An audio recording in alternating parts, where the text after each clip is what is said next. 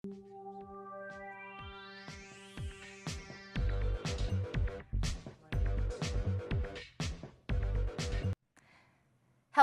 I'm Erica Gavada, and you're watching Lakefront News. The new semester brings new changes to tuition costs. According to an email sent out to students, the Our Lady of the Lake Board of Trustees originally approved a tuition and housing increase of 4% for this academic year. However, based on growth in enrollment and success, it went down to 2%. The increase is for providing the best instruction and resources to the students. Sophomore Elizabeth Victoria Garza tells us how she's handling the tuition increase. I mean, thankfully for me, I had loans to help me cover my tuition and my books, so it's good. But like for those who don't have it and everything, it's just like, no, it's not cool, and we need this for our education. Our Lady of the Lake spends more of its budget on instructions as opposed to administration. Olu's tuition is still the lowest tuition for private universities in San Antonio. We just told you about the tuition increase, but well, now tell you an easy way to save money on your tuition, all by filling out a health waiver. Health Services Julie Kupner informed us that individuals with 7 or more hours are required to have health insurance, and it will be on your tuition until you waive it out. To do the waiver, go to www.studentinsurance.com and type in Our Lady of the Lake, then follow the steps. The Student Business Office will remove the fee from your tuition upon receiving your final confirmation email. The deadline is September 4th. The benefits that you will have for medical health insurance, for example, if you get injured on a school-related trip, then you will be covered. Olu student Karina Martinez tells us her take on the waiver. However, because I myself already have insurance, then I'm signing this waiver. The benefit for me is that they don't take out money out of my pocket. For help on signing up, you can call Health Services at 210-431-3919. Our Lady of the Lake University's cafeteria just got a makeover.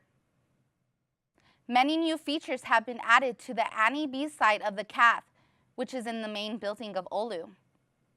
Most popular, a Starbucks with student-friendly prices has been built.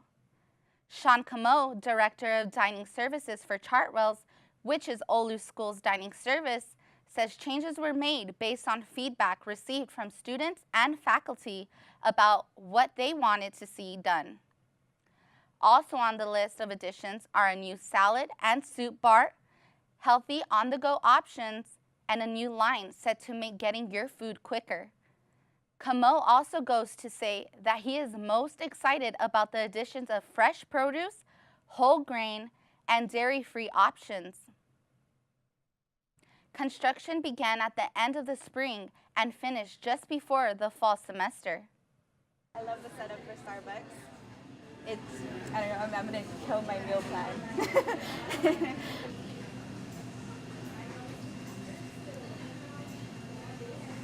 Although the total prices of these upgrades were not mentioned, this is not the end for the upgrades. Chartwell's is looking into other additions that will be added in the future. Annie B's Caf is open from 7 a.m. to 9 p.m. Want to be successful this semester? Head over to the Student Success Center and find out how. The Student Success Center provides help to students through advising, McNair, and career developing and testing services. Student success coaches reach out through Retention Alert on the Olu portal. Student success coach Andrew Flores tells us what he does to help you. The first time I meet with a student, in a one-on-one, after kind of asking them, what are your concerns, no matter where they are, even if they, for example, were on the dean's list the previous semester, I ask them to be open to the idea that there's more growth to be. Head over to Student Success Center located in the basement of Moy Building for more information. If you need help with your writing assignment, you can get free help right here on campus with any assignment. Located on the first floor of the Saltifus Library Room 101, the Writing Center provides help for students in any stage of their writing process. Senior Writing Consult Sabrina Cerruche says they can help you with any stage of writing, from the brainstorming stage to a finished assignment. Surrounded by a judge-free zone, all students are welcome any time of the week, and some professors will even give extra credit for giving help. I used it a bunch of times when I took English Comp 1 and 2. I was in here constantly getting my essays reviewed, and even when I was doing job applications and whatnot, just to make sure any type of written statements that I had to provide flowed and made sense. For more information, you can contact the Writing Center by phone. Over 50 clubs and organizations will be looking for new members this year at Club Rush. Looking for ways to get more involved on campus? Club Rush might be right for you. Some organizations have requirements that must be met before allowing to join, depending on your class schedule or GPA. Greek organizations also require students to be a second semester freshman before rushing. Usually has a certain criteria for GPA, but I mean, there's some that will just go ahead and take you right away that semester. Unlike some of them, like the Greek sororities, fraternities. Club Rush will be a Pixar theme this year, so be sure to stop by and say hi. Attention all sophomore girls. The biggest female sorority at Our Lady of the Lake is finally accepting new members after a year of closing their door. Typically, Kappa Delta Chi accepts new members into the sorority twice a year. That's according to District Chair Scarlett Alonso. However, in the 31 years on the Olu campus, last year was their only year that they did not accept any new members. Alonso says this decision was made after members decided to undergo a reflection period within their sorority. But now, after a year, Katie Kai is accepting new members as we spoke to a few recruits. Katie Kai's value of leadership really stands out to me since I work in the Student Leadership and Development Office and I work around all the sisters. It really impacts me. The sorority is expecting a big incoming class. Olu hosted its second annual Silent Disco Party on August 28th. This event was located in the Providence West Social Room and featured 3 DJs, as well as free food and drinks. The Saints Production Board President Lauren Del Rio says this event is for freshmen and is open to anyone in its student life. First event for the Saints Productions Board, and it's to promote student unity and just to have fun, that there's fun events on campus. Keep an eye open for another night of silent disco this semester.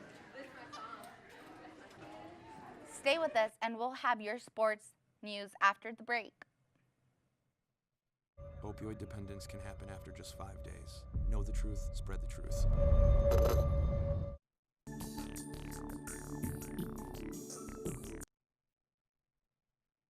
Now in Olu sports, Olu's women's cross country will begin their season on Friday, August 31st against Trinity University. They will also be hosting 2 back-to-back meets on September 8th against Trinity University at Olms Basin Park, San Antonio, Texas, and September 22nd against Saints Collegiate Cross Country Inventional at Windcrest Golf Club, San Antonio, Texas.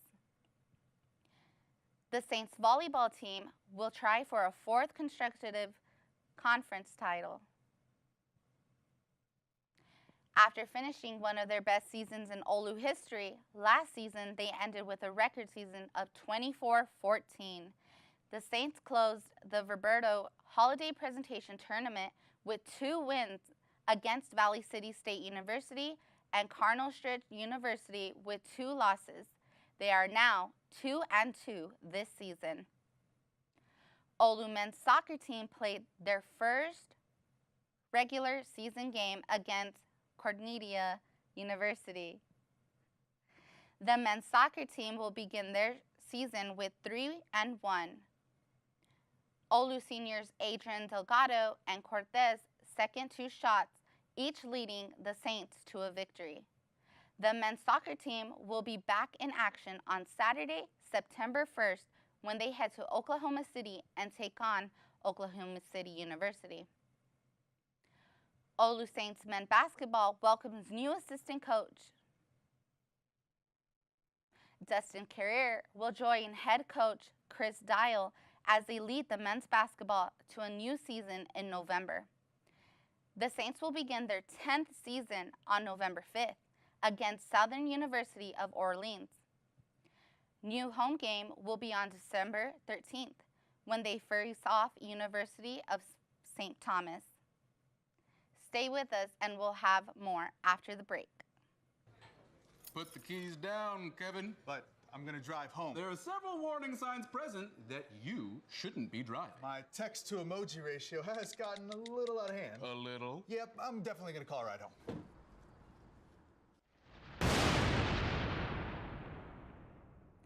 And now let's take a look outside. It's hot out there, so be sure to stay hydrated and stay cool. When we come back, you'll meet our Sister of the Week. And now let's meet our Sister of the Week.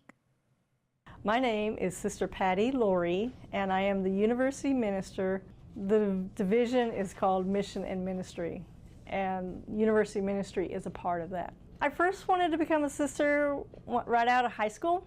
I had a challenging teenage years, and so during the time of high school I had decided I wanted to do that, and I was affirmed by that, except for God also asked me to stay around and help with my family in the family situations that was going on, so that's what I did. So I became very involved in my church. I did that for many years until I actually joined the religious order, which was in 2010.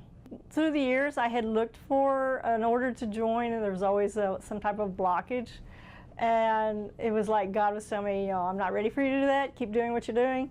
And then I had worked at a bank for, well, different banks for over 30 years. And so I'm only 14 years old. And after the last bank layoff, I was off work for a while, and I actually got asked to start working at my church as the director of worship. So I oversaw everything that happened in the church. And it was during that time that the sisters that I joined, the Sisters of the Incarnate Word and Blessed Sacrament, they taught in the school, and that's when I got to actually know them. And that's when one of the sisters, Sister Laura, asked me if I had ever thought about it, and I says, well, not anymore. So we had some back and forth going on, and so once I met the sisters, then I knew that this is where I was to go. I took my final vows last year, and I started in 2012 is when I took my first vows. I am the university minister, which means that I'm available to all the students in any aspect of that they may need ministering to in a spiritual aspect. I can help with some of the material stuff, like, you know, if someone just needs a place to hang out, you know, that's what Elliott House is open for. It's a house of hospitality. But, you know, I oversee the Sacred Heart Conventional Chapel, the services that happen there, and with our daily chapel, and with I'm involved with the retreats, and I'm the program coordinator for a lot of the things that happen. So I kind of make sure everything runs smoothly with the stuff we have. And, you know, sometimes I've called upon to say a blessing over the baseball team or the basketball team before they're leaving, or just a meeting. So we try to bring in that spiritual aspect of the university, you know, into the everyday stuff that happens. I do photography. See, these are my own photography. Yes, this is from a trip I went to Ireland, and some of my photography that I have a book published that I published in my senior year when I was here, so I'm an alum also. So I published a book of my pictures and poetry, and so that's a hobby of mine, is photography. I also do woodworking and stuff like that. This plaque here is something that I made. So that's some woodworking that I do and stuff like that, and I do other craft hobbies and stuff.